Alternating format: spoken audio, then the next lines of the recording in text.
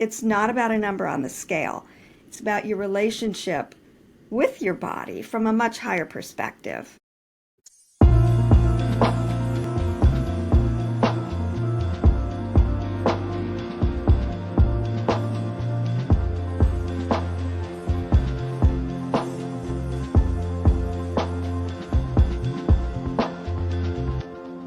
Well, hey, welcome back to the Amanda Kaufman Show. And today we are going to talk about something super important with my guest, Julia Linn. She is a visionary transformation leader and master coach whose focus audience is women over 50. But hey, if you're not over 50, still listen. And if you're not a woman, still listen because you know a woman over 50 who needs to hear this. And, she loves working with people who are ready to step into their next chapter full of vitality and purpose and power. She delivers body, mind, spirit coaching, immersive retreats, and signature programs that result in a lasting physical transformation, expanded confidence, and deeper soul alignment. And I think what really makes Julia special is her own journey. She has moved through childhood diabetes. She's been told that she wouldn't live past 40. And she, after getting a double organ transplant at just 34 years old and a cardiac bypass at 48, by 62, she decided to get in the shape of her life. And she competed and won a bodybuilding competition at age 64. Way to go. Her transformation inspired her to get certified as a fitness coach and use her professor background in spiritual life perspective to help women in menopause experience a path to life and a body that they really love. She's based in Savannah, Georgia. She works with clients online, nationwide, and internationally. Julia, holy cow, welcome to the show. Thank you, Amanda. I'm so happy to be here. Oh my gosh. I do meet a lot of coaches given what I do. And I'm always so impressed and inspired by someone who has such a strong, personal journey to kind of couple with the wisdom that you're bringing into your coaching practice. I'm so curious though, what was it about coaching that really drew you? I mean, like you did and accomplished a lot and overcame a lot. So what told you that coaching was going to be your next big chapter for your own vitality? Think, Amanda, I have always been, let's just call it a cheerleader. Like literally, I was a cheerleader in junior high and high school. But I really get a lot of satisfaction out of helping other people. And I got into the coaching space after a long career as a fashion professor and also kind of as a spiritual advocate and speaker in that realm, and realized how much I could help women get the results, not in just in their body, but in their life based on my journey there. And it was just a natural fit wanting to teach and use communication. And I'm also an artist, so visually, all of those things just came together. And to help women in my age group get the life they love and a body they feel is beautiful is like so satisfying to me. I just love doing it. It's amazing. So needed, so needed in the world these days. Let's just like start there with the need, for coaching, especially for this particular demographic. Are you finding that women are largely receptive to the idea of working with a coach like yourself on these things? Or, a lot of coaches report to me, and I'm so curious about your personal perspective on this. They get a little frustrated that the people that they want to help are perhaps not as receptive to receiving that help. And I'm just curious, like, for you, for this demographic, what have you found to be the truth of it? Do you find that women are just like really wanting to work with a coach on these things, or are you finding there's some hesitancy there? Like, what's been your experience? My experience with that is that it all comes back to me. What am I putting out there as an entrepreneur, as a business owner, as a professional expert coach in this space? Am I putting out there, oh, it's a financial thing. I want to make a lot of money, la, la, la. Or is it, I love you ladies in this age group. We are sisters, bonded. I want to help you. And so I feel like just the message and energy and the reason I'm doing this brings me the right clients. And of course, there are women that they've never worked with a coach, or they don't want to spend the money, or they don't have the time. There's so many different excuses that can come up. And that just tells me, well, she's just not ready. And I am not going to push her to do something she's not ready to do. So I really love the action takers because that's where it all starts. And at this stage, postmenopause, women are dealing with, well, menopause, looking at their body and going, who am I? And they might be taking care of aging parents who then pass away. They might be getting a divorce. They might be in retirement, empty nest, all these things. And they look back on their life and go, I've been taking care of everybody else my entire life. They don't know how to take care of themselves. And that's who I really speak to. And we go through all the nonsense online about your body and what you got to do to lose weight and all this stuff. And to me, it's really more about your self identity, which will change your body. But you've got to take action with the nutrition and the exercise.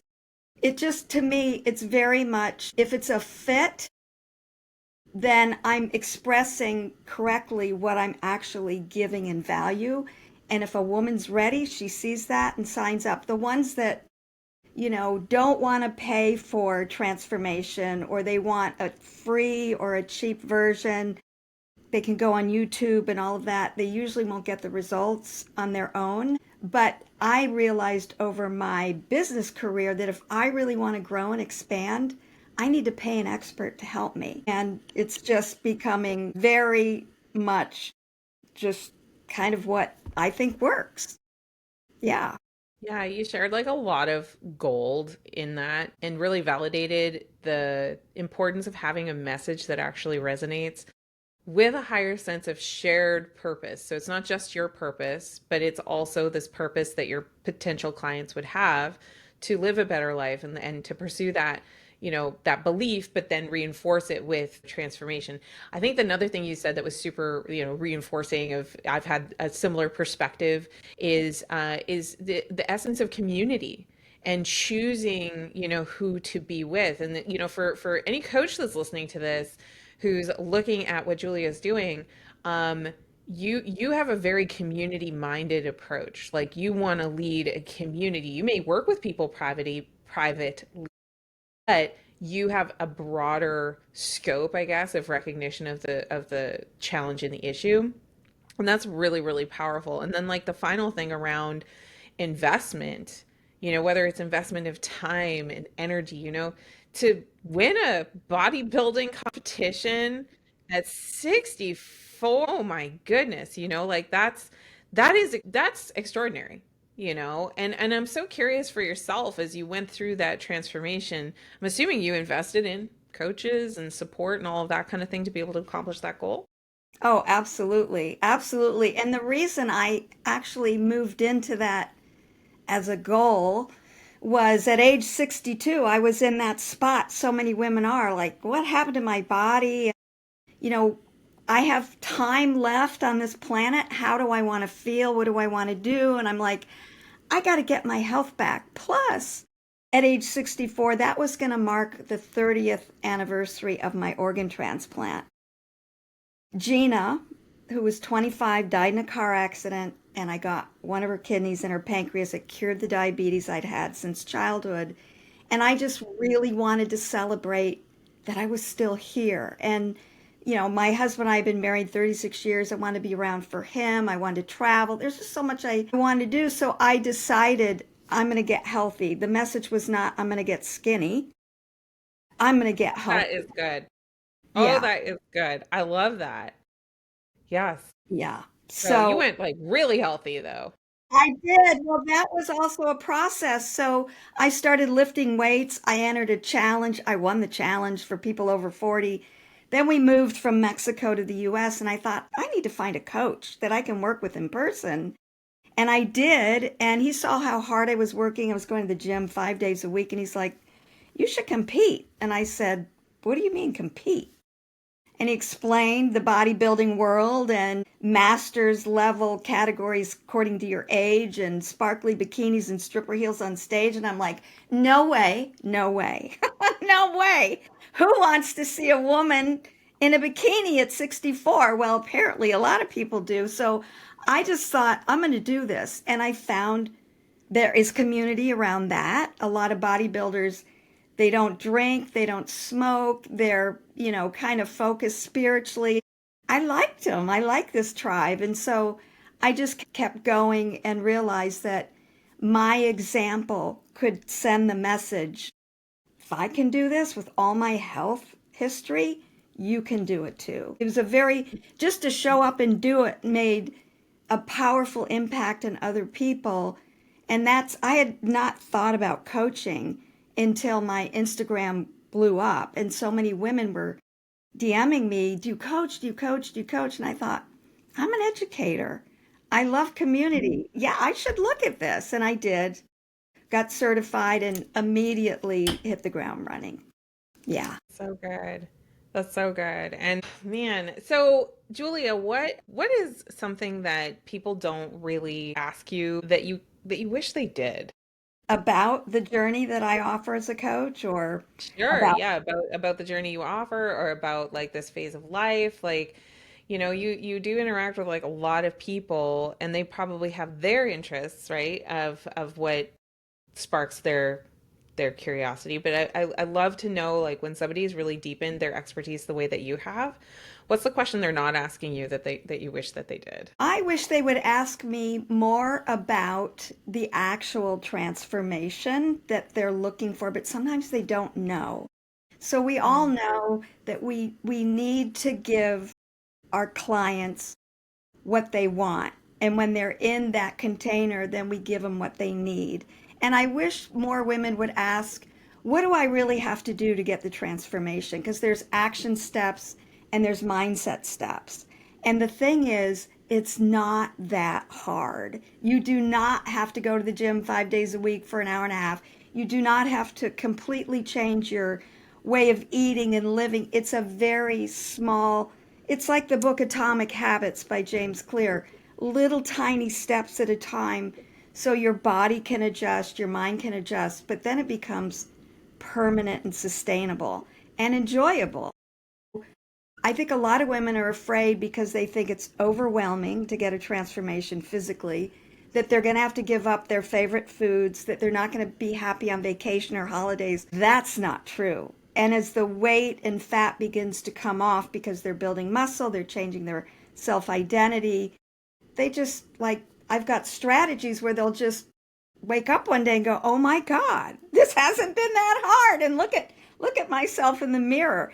And I think women over 50 in particular, women in menopause, we're the badass creatures on the planet and the world needs our energy. We are the wise grandmothers. And if you don't feel well, you can't give your light to others. And I'm not talking about bikini body. I'm talking about you're confident in your body, it's working well, your clothes fit, you go out the door, you feel good about yourself. It's not about a number on the scale. It's about your relationship with your body from a much higher perspective. That's so good. Well, I feel called to ask this question. So, what would you say to someone who has perhaps struggled with weight for their whole life? And now they're getting to this stage of life. I really feel like you're unique. You have a very unique perspective because you have been through so much, physical change. That's not a small thing to go from, experiencing childhood diabetes to organ transplants and, like lots of actual real change. So what would you say to someone? I notice like there's people who are like, I want to get back to like a level of fitness, but what would you say to the person who maybe doesn't have that baseline? They want to have like a new, different level that they're not going back to, but rather they're activating something that maybe they've never had before. Yeah, I would first of all really want to ask them questions about their journey. I would want to ask them about their relationship with food and how they feel about their body and maybe how the messages they got growing up, I want to know more about that woman than anybody. So if somebody's, the thing is, we all know how to lose weight. We all know we have to eat less and exercise. Like we Right. all know that. So why don't we do it and why doesn't it stick? And it's all the other weight we carry on the inside that keeps us from actually manifesting it on the outside. I always say that the body is a 3D journal of our inner life. And, Mm, if you're carrying the weight of I should, I can't, the weight of other people's opinions, the weight of messages you got as a child or in your teen years or by somebody you respected that really made you feel small, those are the things I like to know about because otherwise, just to tell someone, I did it, you can do it. How am I supposed to believe that? Right? Like, right. so we need to build another vision for someone that hasn't. And in a way, it's great if they haven't tried a lot of different things because then hopefully they're more open. And it's never a matter of you've got to do all these things. It's a matter of what can you do right now? What feels doable? And let's just do it one day at a time. So, yeah, it doesn't matter what stage she's at because I've been at all those stages too. And I'm learning more and more how to find out the best way to help that woman. Part of it is personalized because we're all unique. We all have a different medical history. We all have a different cultural background with food and genetics and DNA and all that good stuff. Hmm. So it ends up being, what do you need? What can we do to help personalize this for you? It's never like, here's your, 1,200 calories a day. Here's your food list. Here's your exercise plan. See you later. Check in every couple of weeks. It's like, what can you do with where you are now? And then constantly this expansion of, oh my God, these little wins, which are so important, end up being huge transformational shifts in her self identity. And nothing's more exciting to me than seeing that happen because it's going to impact her family. It's going to impact the people around her.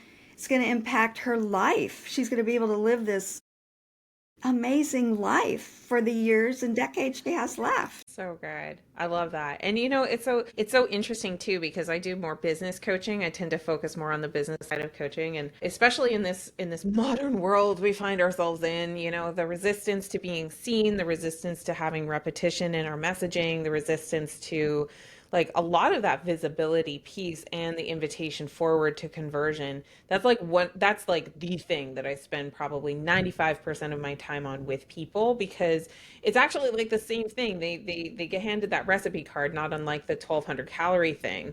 And it's like, okay, call me, call me in a month when you've shed all the weight. And people can't work with the recipe card. Like they get it, but they can often turn into a stick, that they beat themselves with because they're not complying enough with that thing and they don't know what else is going on. And so often it is a lack of social support. Hmm. That's the most beautiful thing that coaching can really offer, in my opinion, is that it's a social construct that is going to make up for where your friends can't do it, your family can't do it, your employer can't do it. It's having that space to really focus on that goal that's uniquely important to you. I love it. Absolutely. Yeah, and you mentioned community before, which to me is like the key ingredient. And in group coaching, I do one-on-one personal and then I have group coaching. In the group coaching, the women get so comfortable with each other. I don't know how many times I've heard, I've never told anybody this, and then that's a place for them to safely share. And those kinds of opportunities to build community as a coach, as someone who's giving service, whether it's in health and wellness or relationships or wealth building, like being around other people that want the same thing you do and being led by someone who's walked the walk and is on the path. That's the other thing. As a coach, I always feel like I'm really not telling you anything you don't already know. I'm just helping you discover that you know it and you've been ignoring it. Why? Because of all these like Yeah. blocks, emotional It's the blocks. accountability side, that mirroring side that just helps us shift our focus. Yeah. Well, Julia, I've really appreciated having you on the show today. How can people follow you and get to know you better? Yeah, they can follow me on Instagram, and I have a very, it's an unusual name. It's Dolphin, Dolphin, with INE after it, Dolphinine. And I Okay. picked that name 5 years ago because of a dream I had being in a dolphin body. And they're all about play and joy and strength, and they have a high sense of justice and community. So it's like my spirit animal. So Dolphinine, follow me on Instagram. And if you go there, send me a DM with the word fabulous, and I will send you my free ebook, which is the 5 mistakes women make that keep from looking and feeling fabulous after 50. So good. Amazing. Well, thank you so much. And dear listener, all of Julia's links are below in the show notes, wherever you happen to be listening or watching. And don't forget to grab the link to this episode and share it with 3 of your friends who would find this super beneficial. And don't forget to hit subscribe so you don't miss another episode. And if you have a moment, make sure you take a moment to review our show because it helps new listeners decide whether they want to spend time with us. And we always really appreciate that.